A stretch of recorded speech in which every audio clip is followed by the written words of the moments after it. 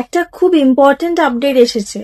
SIR প্রসেসে যাদের নাম বাদ পড়েছিল তাদের নিয়ে তো অনেক কনফিউশন ছিল, বাট সুপ্রিম কোর্ট আজকে অর্ডার দিয়ে দিয়েছে যে যাদের নাম বাদ পড়েছিল কিন্তু পরে আবার অ্যাড হয়েছে তারা ভোট দিতে পারবে।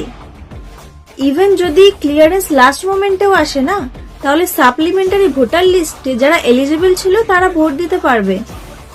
ওয়েস্ট বেঙ্গলে এই প্রসেসের কারণে প্রায় 90 লাখেরও বেশি মানুষ প্রভাবিত হয়েছিল, তাই এটা কোনো একটা ছোট্ট বিষয় নয়। আর একটা খুবই গুরুত্বপূর্ণ জিনিস, এই সবকিছুর প্রথম থেকেই মমতা ব্যানার্জি সরাসরি তাদের পাশে দাঁড়িয়েছিলেন।